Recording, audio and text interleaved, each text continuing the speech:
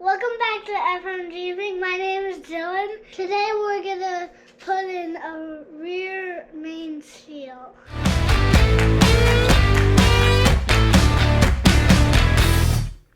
So Dylan's going to be helping me change the rear main on FM here. Now, I don't have an oil pan leak per se. My rear main is leaking out the back, but you need to do the oil pan to do the rear main, so we're going to do them both at the same time. You have to let the Jeep behind the air and the wheels hanging.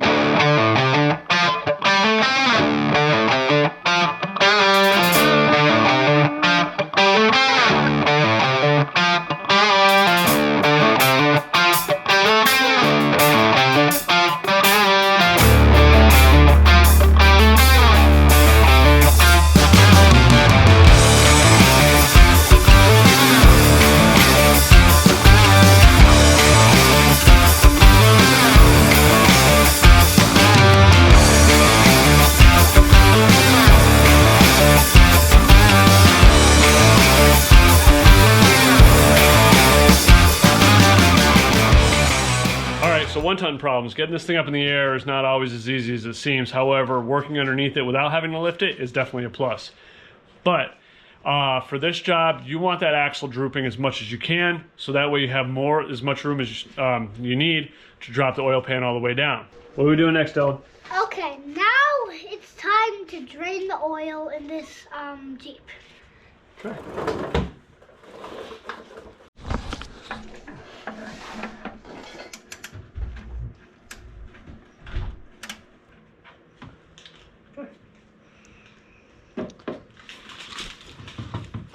Nice dark oil. Looks like thin. What does it look like? It looks like a straight line or a straw. It looks like a straight line or a straw? Mm-hmm. Okay. Well, since it's cold, it's going to take a little bit longer to drain, but we just let it drain. Just takes time. All right, Dylan, what are you going to go do? I'm going to play Plants vs. Zombies. You're going to go play Plants vs. Zombies? Mm-hmm. Okay. That's my favorite game. That's your favorite game? Mm-hmm. Okay, say bye. Bye. So now that Dylan abandoned me, I'm going to go ahead and keep this project moving. So I have a track bar support bracket that's going to be in the way. I'm going to go ahead and pull that out, and then probably pull my power steering lines, or hydro assist lines, over, because I need to clear as much space underneath this engine as possible. The front of the engine, the oil pan is all the way up here, and the back is actually right past that exhaust piece right there. So it's a pretty big piece, and I got some stuff in the way. So I gotta go ahead and move some stuff.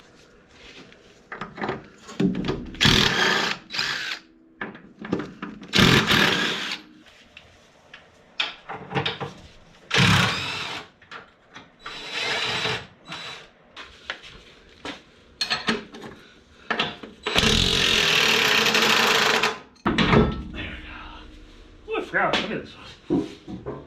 Whew, I forgot kind of how heavy this was. Good little bar though.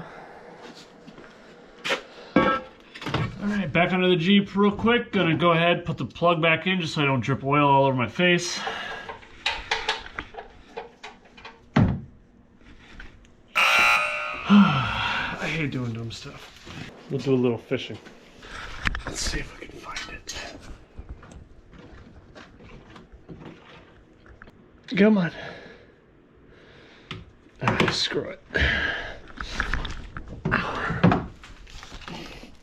Didn't want to do that. Might be time to fire up the old heater. It's getting a little chilly in here. Oh, did I turn it off?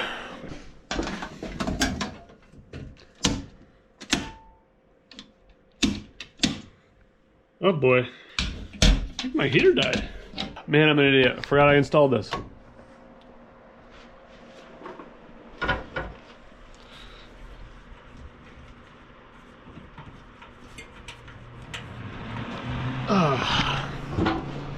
Yeah, I did that during my, we'll call it renovation. Completely forgot all about it. All right, now that we got all the oil put away, we're gonna go ahead and start focusing on pulling the pan. Now, a couple things to notice. Most of my wetness and seepage is toward the back, so it's either probably like a rear main seal or the rear pan a real part of the pan gasket that let loose. I'm going to be in there anyway. Might as well go ahead and do both. It's kind of hard to see, but at some point I took a rock to the bottom of the pan, so I'm going to go ahead and swap that out with another pan that I have.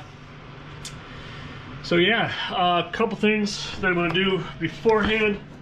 I actually pulled out the gasket. This is the box that it came in, roughly the same size as the oil pan. So I'm going to go ahead and put the bolts in the pattern and how I take them out. That way I know where bolts go, because I believe there are a couple different sizes. There are a couple studs in the entire like circumference, or the whatever, the exterior of the pan. So I just want to make sure that they go back in the same place. I believe I'm going to be able to take this out without having to drop the starter. So we're going to give that a go. And yeah, I'll report back here in a minute when I get to the next step.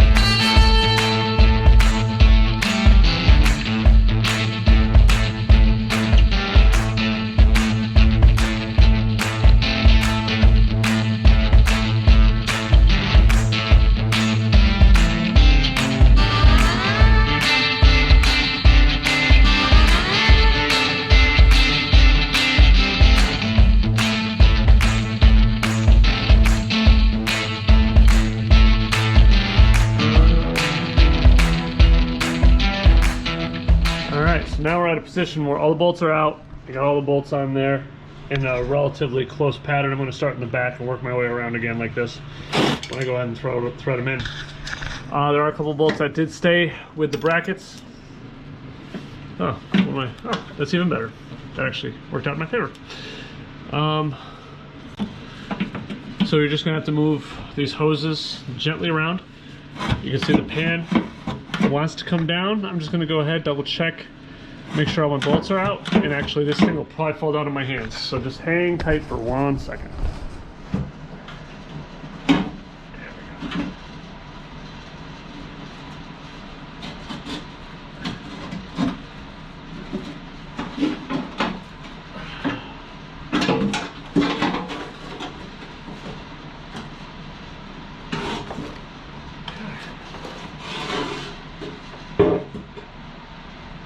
Now I'm gently going to try to pry the old gasket off, and hopefully it doesn't fight me too much.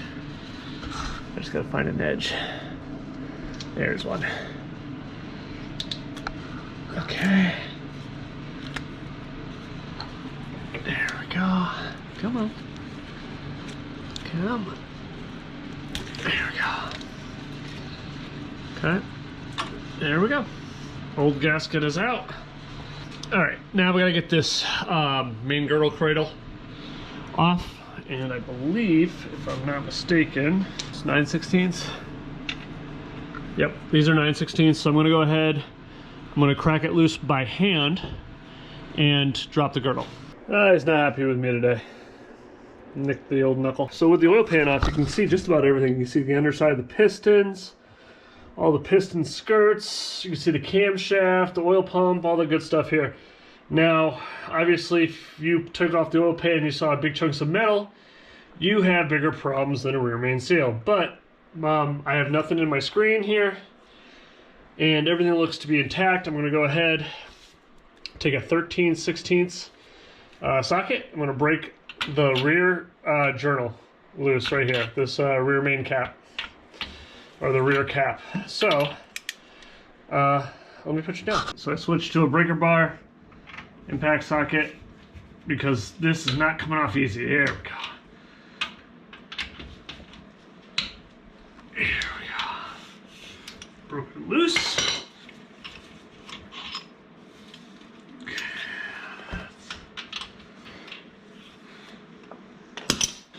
So with these journals get stuck because of the tolerance. So what I can sometimes do is take the bolts and just literally wiggle them back and forth. Just take care not to try to mar the crankshaft, and everything looks okay. So you can see the rear main seal that we're gonna have to knock off because this is a two-piecer. It's that pink thing in the block there on either side of the crank. So we'll take care of that in 1 second. Let's go take care of the lower part of the seal. Ow. Which is right here. So what I always like to try to do is keep the bolts with the same side, because obviously if there's no issue, we want to keep all the bolts going back in the same spot. So that's what I'm going to do. And also be sure to make sure that these bearings stay clean. This one has a little bit of wear, but doesn't look like anything bad. All right, so let's gently pull this out, taking note of how this goes back in.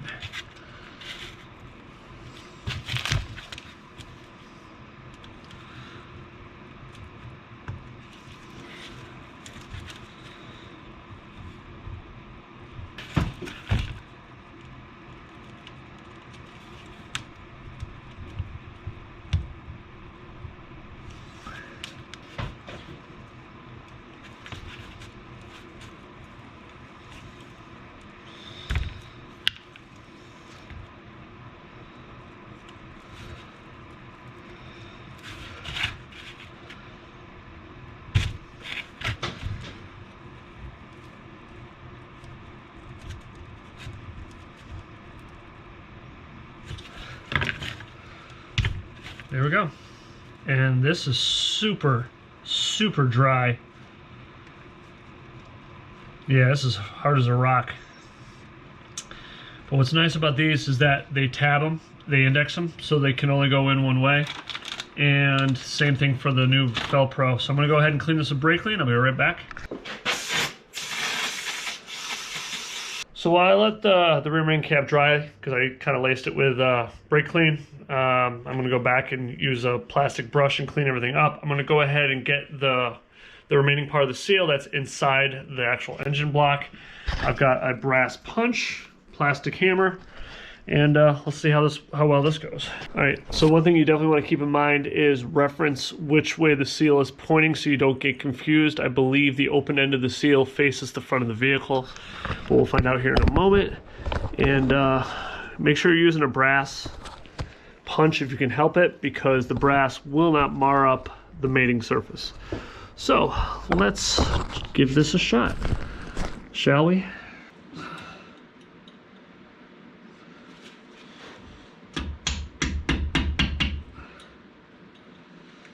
I already bent the punch. Looks like I'm gonna need a bigger punch.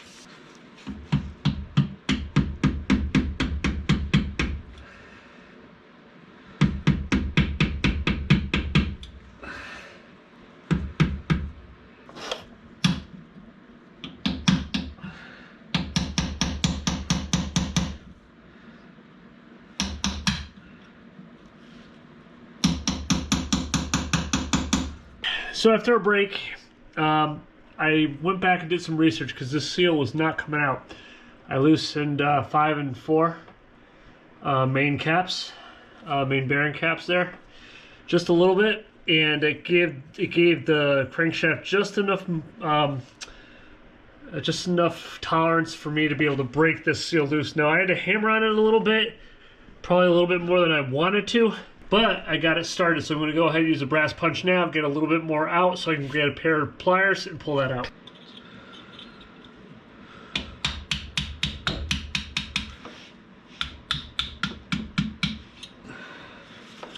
Okay, let's try this.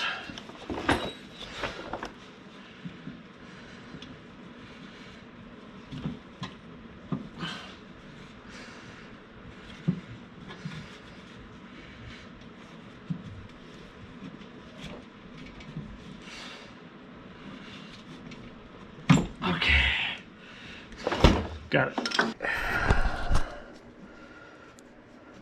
I might have done a little bit of damage over here. Hopefully it's not too bad.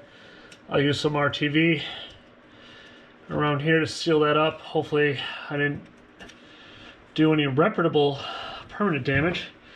I'm gonna go around with a scraper, clean up the gasket mating surfaces, clean up this little inspection area, and I'll be right back. Now I got this coated in just soap. Let's see if this works.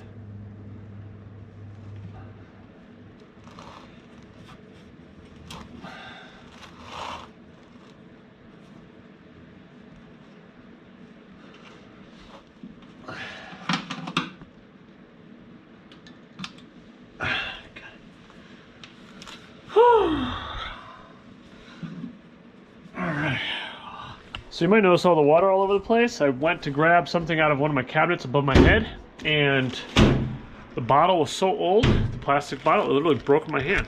So I have car wash all over the place. But that's neither here nor there. So this, once again, the lip goes to the inside of the car, and this gets seated in here. Voila, right like that. I'm gonna go ahead and put this back up. The exact location it came out of.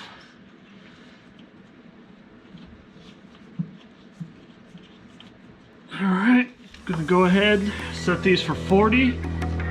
Do the 6 that I took off. Then I'm gonna do 70 and then 80.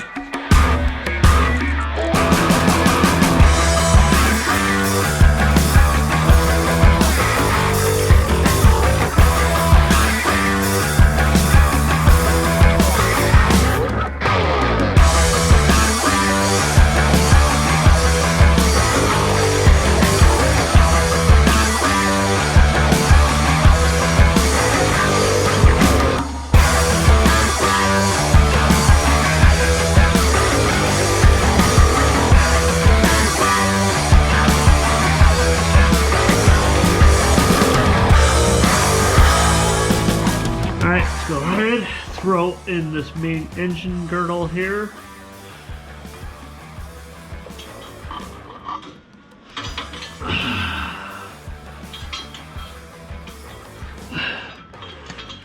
Come on. There we go.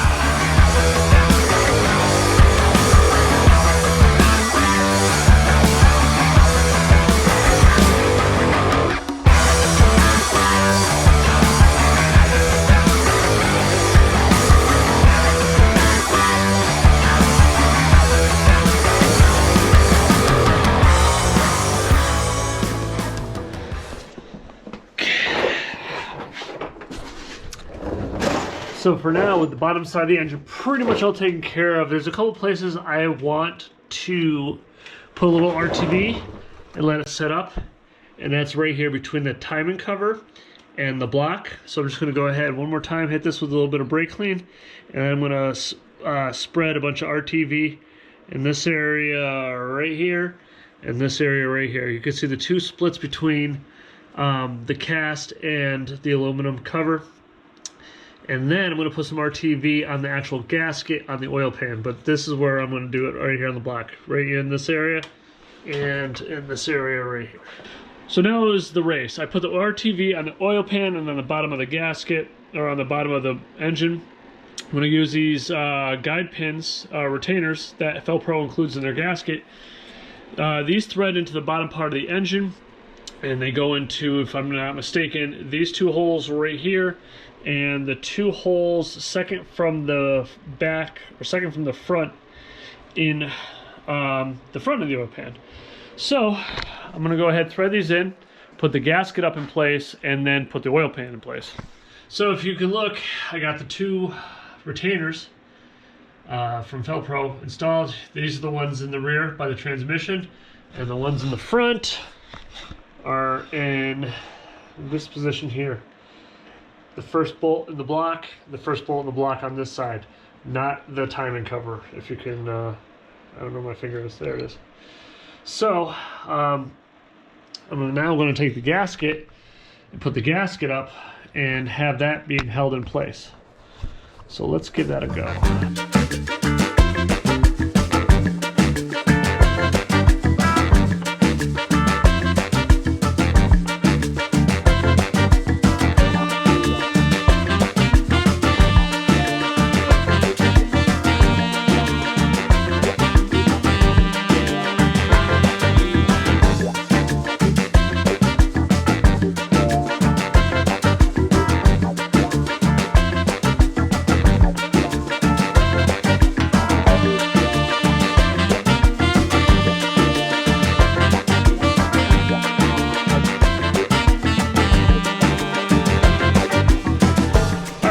Monday. I let the RTV cure overnight. It's actually been a couple days.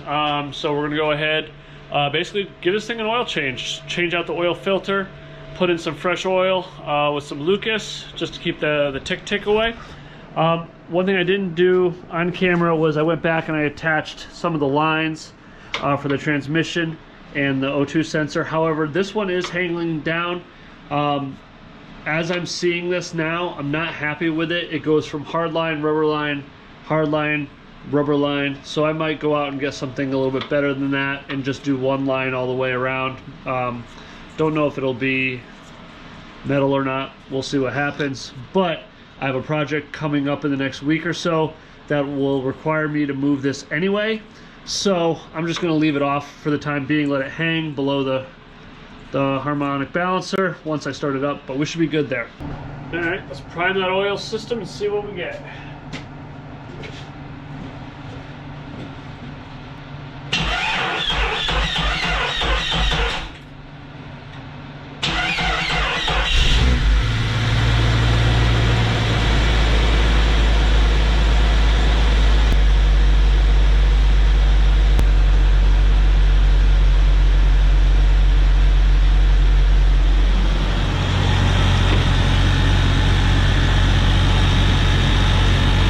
Alright, so everything checks out okay, no leaks, the oil pressure is good. I do have a little bit of smoking, but that is because I have a little bit of oil, residual oil on the downpipe there from the exhaust. But look at all this room, love it. Cowl intake opened up all this, got rid of the air box. I did my AC delete, made getting that oil filter super easy. Did the AC, or the alternator relocation bracket, so the alternator's right here up out of harm's way. And I gotta have to find a new home for this stuff pretty soon. Got a couple big projects coming down the pipeline. Stay tuned for that. Full hydro, it's here, the ram, the orbital, it's underneath the rag. Heat sink cooler. I got the ram mount, I gotta put that together. And the other big addition here, 16-inch Fox coilovers. These are actually gonna be going in the rear. And I'm going to take the pro fenders that are in the front and put those, I'm sorry, in the rear, put these in the front. So goodbye to this janky setup. I mean, it works well. Honestly, I can't complain. If the coilovers didn't kind of fall in my lap, I probably would have stuck with the factory coils and shocks, and it performs well, but get a little bit more flex and a little bit more performance out of the coilovers. So we'll see what happens. But with that being said, hope you guys got something out of it. I know it wasn't exactly a how-to, but just wanted to show people what they'd be in for if they decide to do a oil pan gasket and or a rear main seal. And with that being said, thank you again for watching. Hope you got something out of it, and we'll catch you on the next one.